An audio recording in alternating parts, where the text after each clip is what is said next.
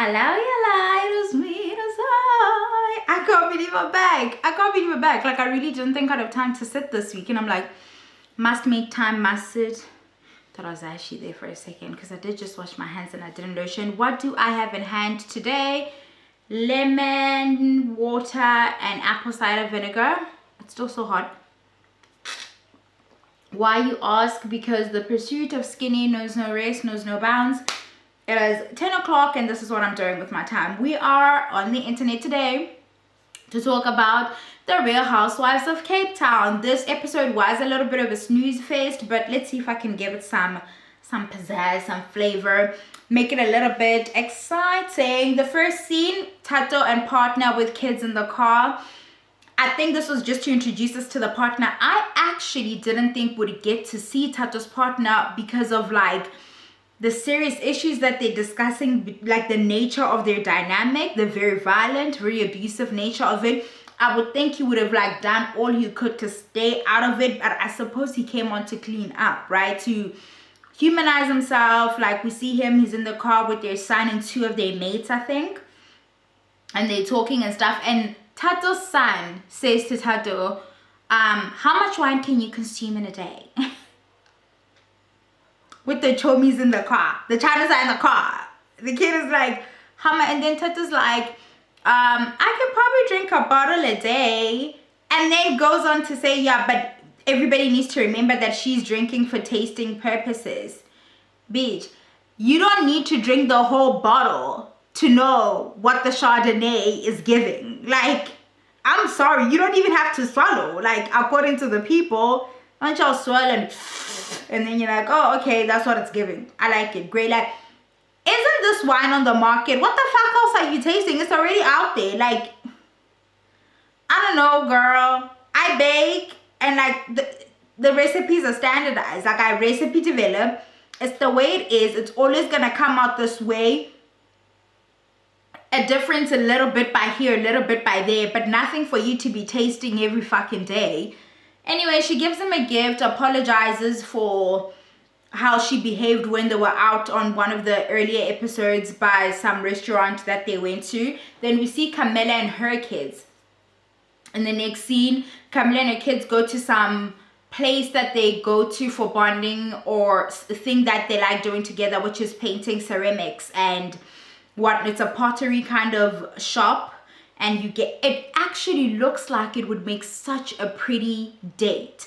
Maybe not a first date. First dates are really awkward. I'm always for like a walk or coffee, something that's easy to get out of, that's low pressure for a first date. And then I suppose when you're really trying to sit and establish interest and drink some wine and be a little bit relaxed, these kind of dates are really nice. But she's out there with her kids. One of them breaks something. Anyway, they sit down. They have a very emotional scene. Well, we get to see the nature of the relationship, the dynamic she has with her kids. And she talks about how she really took a knock when she lost her parents, especially her mom. Her mom was terminal. And she's like, she used to give her morphine, obviously, for the pain. And she gave her last shot of morphine before she drifted off and what have you. And how it all came crashing down. Oh my God, that was my inner Tata jumped out. Did you guys hear that?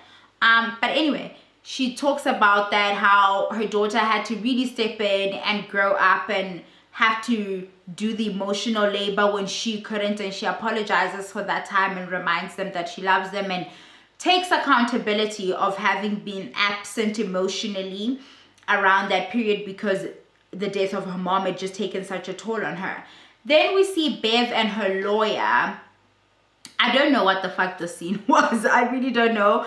I thought they have chemistry, but I think Bev is just a fucking flirt. Like, he comes in, they talk about how this, that, and the other, about nothing in particular. Just a high and high. Then Bev goes on the phone with a mate of hers and she talks about how she's having this new group of mates on a yacht with her, whomever's yacht, a friend of theirs, and how she doesn't know how to like navigate that in terms of having food and things like that around because she really doesn't want to mess up the pristine condition of the boat, and she's still trying to figure that out. This is where we then see Loveline and Rixie. The episode did move, like the scenes were quite rapid like that. And I enjoyed that aspect of it because there wasn't much to dwell on in these scenes for us to do that. In fact, they bounced back and forth between some of them, and I liked that. We see Roxy goes over to see Loveline. I am obsessed with Loveline's champagne flutes. I am obsessed. If somebody wants to gift me something, gift me that. Thank you so much in advance. She goes over, they sit down. Do you know what Roxy reminds me of? Roxy reminds me of like girls who had gang body, and this is not me body shaming. Gang body when they were younger, and it happens a lot, especially with black girls. But then when that metabolism starts to slow down, they don't put in that work, but you can still see the outline of it is still there. But they now look like me because like they didn't do what needed to be done to maintain the physique. But all bodies are valid, you know, what have you, whatever. Anyway, she comes over, they sit down, they talk about how Loveline, this entire episode, I'm not sure how many times Loveline said to people, did you hear how there's not gonna be any food on the luxurious yacht? No, luxuriat, that's what she says. Did you hear about how blah, blah, blah, blah, blah? That comes up again. And then Roxy also talks about the meeting she had with Tato in the previous episode. I'm gonna take a sip, I really do. I don't like it once it's cooled down. It's like, I can't take it. I actually do, I've gotten accustomed to the taste of it. Like, I just did. Roxy talks about her meeting with, what's her name? Tato. And then she tells us about what happened on the ride home. The person she was supposed to leave with, she's like, okay, since this is carrying on a little bit longer, you go on without me. I'll ride with Tato and Muhammad home. And that happens.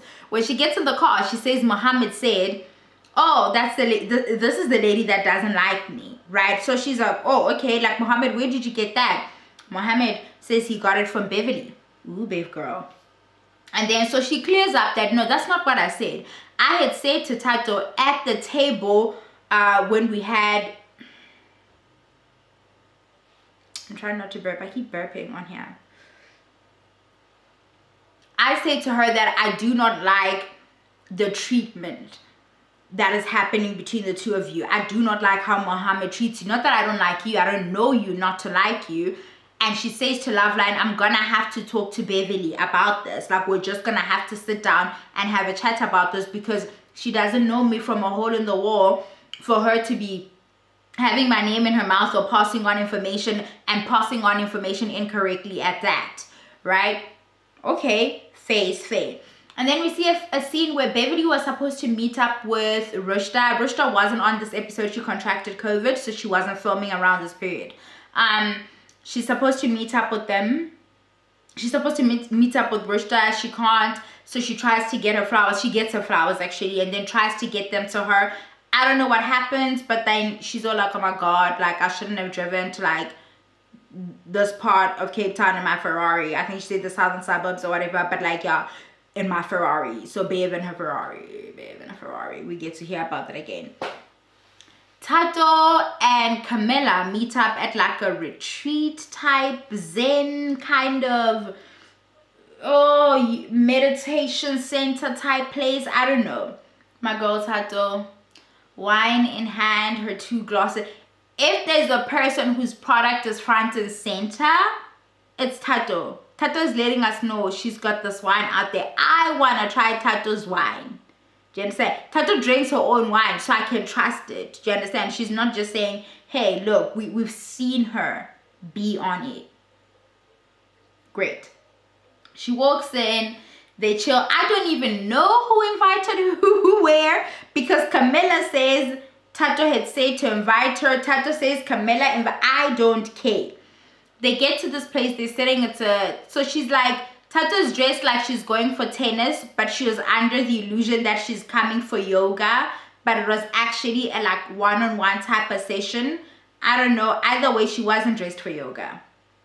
They sit down. She's like, she feels ambushed. This is not yoga. It's this lady trying to be in a business. This was interesting to me. This is the one scene that was interesting to me because I felt Tato be on the back foot here. We're like 4 episodes in, and all everybody has tried to do is dig into her bag, into her mess, and try to figure out her relationship situation, and nobody ever gets to sit and really talk about theirs. I think that's like this is what Tato's feeling. This is her reaction. She becomes very wall up and very defensive of her dynamic with Muhammad. She's getting to a situation where she's starting to realize that my relationship and the violence or whatever, the abuse or whatever's going on here is becoming the topic of discussion, and everybody's acting like they don't have shit going on with them. But I don't feel Camilla was the right person to do it with. I trust Camilla's intentions with Tato. I think she's trying to get Tato to where she's at because she recognizes where Tato was. But she can see, because she's like, I'm telling her that we can't drink in here. And Tato's like, no, I'm sure you can have a sip. Because Tato is always sure you can have a sip. That's the thing about Tato. She feels you can always have a sip. But it's not that kind of party. And Camilla's like, you know what? In her confessional, she says, it looks like she's already been drinking. I'm not even going to get to who I was trying to get to with her in this session. She won't be receptive to it. She's intoxicated. It's not going to work. And it's true. So as they're getting into it, Camilla's asking questions and Tato gets defensive. Tato's like, why is like 90% of the women in this group have experienced abuse? What about you? Let's flip the script and let's talk about what you've been through. And I can see Camilla pulling back, seeing that this is not going to work. And I don't necessarily feel like Camilla was not going to be open or in a space to share. It's that environment would not be receptive of that. Tato wasn't saying, share your thing with me so I can know where you're coming from. Tato was saying, the log in your eye. Like, stop looking at the little matchstick in mine. Which made this very unproductive for what it is Camilla was going for. But they finish up and she asked Tato to be the one to blow out the candles, and that's pretty much for that scene, a waste of time. We see the doctor we saw in the first episode giving Loveline that drip. We see her meet up with Loveline. She's wearing like white jeans and a white top. They're meeting up at Loveline's. Loveline is driving herself, Roxy, and this doctor lady, I forget her name, I really do, I'm sorry, to go to this like luxury, I keep trying to say it like Loveline and I lose it, luxury yacht, sunset, sundowners thing that Beverly has planned where there won't be food. And again, Loveline says, did you hear that there's not going to be food on the luxurious yacht? Again, a fucking game. Roxy calls saying, oh, I can't find anything to wear. They sent me the wrong thing to wear. Bloody blah, bloody blah. She's like going off and whatever. I love her confessional look in this episode. It's really nice. Roxy, that is. Anyway, she manages to put something together. She shows up. About the looks. When I think yacht and I think sunset, and I know you hoes probably can't swim, or you can, but you can't get your weaves wet, like it's, or your makeup, a whole thing. I'm thinking you're gonna show up in something airy and flowy, and yes, probably white, or white with some blues, or a beige, maybe something, a bit of shimmer here and there. I don't necessarily think you're showing up in your bikini, because I fucking know you're not gonna go anywhere. But anyway, they were wearing bikinis. Loveline was wearing a bikini and like a cover up, and so was Roxy. Love that for them. Camilla's fit made the most sense. Like, which is like, Camilla's not exactly like, one of my friends called me when she was watching the episode. She's with her son, he's like 4. And when Camilla was on, when Camilla came on the screen, he's like, mama, go, like to Camilla, like, and that's not me being ageist, but she's not exactly the youngest of the group. So, but I feel like she understood that assignment, which makes sense. It seems like old money is her and she's old money. Beverly shows up decked out in like brands, just looking as crass and gaudy as she could possibly manage. It's like that Gucci belt with that, and then like her hat had a scarf, a Louis V scarf tied on it. I didn't care for any of these looks. I didn't. Camilla to me got the assignment. She just got it. Like, you all knew you were not gonna jump off this yacht and swim and be like, oh my god. Like, you girls know we're not doing like large bodies of water like that. Like, we're barely doing the pool. We're barely like dipping our toe like in the kiddie section over there. They get to the yacht and everybody, Beverly's has arrived. She's the last to arrive. She arrives with some guy who she says was a runner-up for Mr. South Africa. I don't care about good-looking men. You couldn't pay me to give a shit about a good-looking man. It does nothing for me. And I'm not saying I don't recognize that you're good-looking, but it's like, okay, whatever. We don't really get to hear what his vibe is. Like, I think he's a little toy boy. It's giving toy boy energy. Like, and it's like, oh my god. Anyway, they arrive. She sits, and as soon as, you know, they leave the dock, the girls start pulling out their stuff.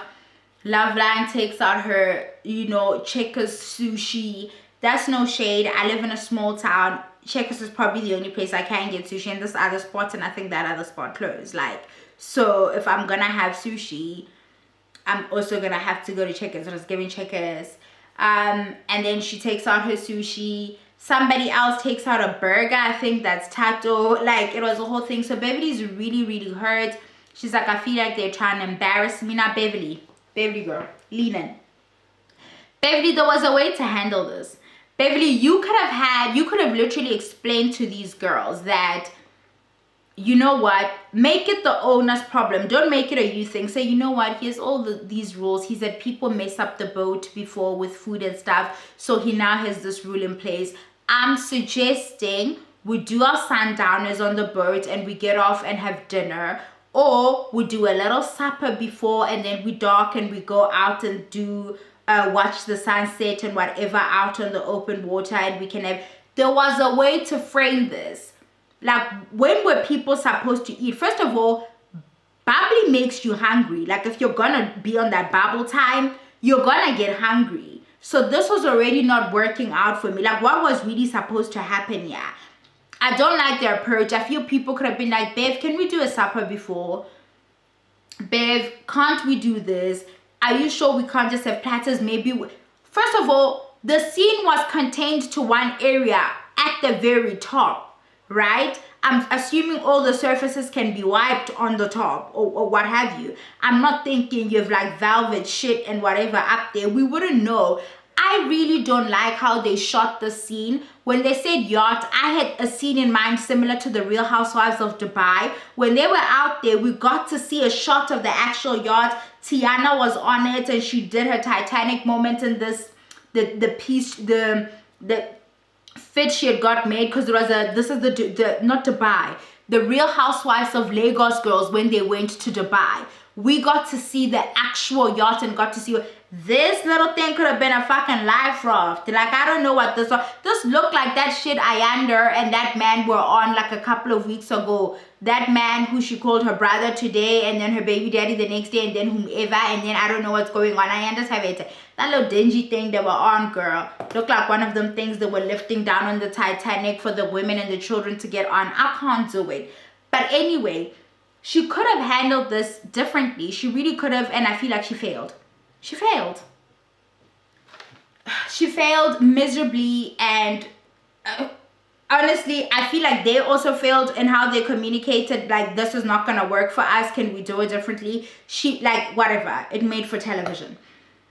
Then Loveline brings up the issue that they brought, that Tato tried to discuss 2 episodes ago already, about something that was said at the very first party they had in the first episode. One of Loveline's guests said to Loveline after the fact that, oh, your guest Tato had said that she has issues with Nigerian men partnering with South African women, or Nigerian men altogether. And you know Loveline's husband is Nigerian, right? And then she brings it up again. Tato's annoyed because she's like, I thought we had addressed this and what have you. Camilla steps in to squash this thing. She's like, you know what? I feel like somebody's just trying to be an instigator. And this is true. This is true. I've been in, and like, this is why I don't believe, like, once you say to me, so and so said this, please understand, if that relationship is worth salvaging, if I'm gonna be around that person enough times, I'm gonna have to reach out to that. But you are never gonna get me third partying and saying, oh, did you really? I'll just come to you, because I've caught myself in a lot of situations where people are miserable and people will instigate to the point of fabricating. They will literally make up an entire story for some drama. Do not put that past people, right? But because it was addressed, I didn't understand why it's coming up again. And Camilla then says to Loveline, do you really believe that Tato would say that? She's like, I don't really, because she has said that she's dated some Nigerian men in her past. So Camilla's like, then why hold on to it? This is clearly somebody trying to instigate. Tato insists that she didn't say this.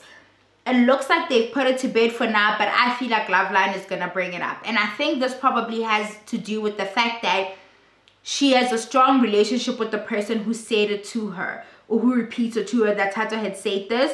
And she trusts what that person has to say. And as much as she's like, I don't think Tato would say it, she's like, why would that person make this shit up? That's the real question. Beverly and Roxy addresses the issue with Beverly about how this happened with Mohammed. He said that you said I don't like him. And then Beverly clarifies that that's not what I said. I don't believe her. I said that Roxy had said that you don't like the treatment or how he treats Tato and what have you. That's not what I said. I'm glad you brought it up with me, because then there could have been a big misunderstanding. Then she says that she was just trying to help Mohammed clear his name because things were being said, really negative things were being said about him, and he wasn't there to defend himself. I understand why she did this, because at that lunch that they had with Rushda, and it came up where Roxy was like, oh, you don't know Tato is being abused. And she's like, Tato's never told me anything of the sort. She was caught off guard, Beverly, with that information. So obviously when it's been discussed, for her to call her friend and be like, why are people saying this when you and I have had similar discussions and you said that's not the nature of your relationship, why has it then been brought up over here in this manner? I get why she went back to Tato with this information. Tato has been reckless with how she's navigating her relationship with Beverly, but Beverly as well. Beverly as well. Anyway, that's pretty much it, guys. That was the episode. Nothing crazy happened. That was it. That was it. I'll see you guys next time. Mwah. Bye.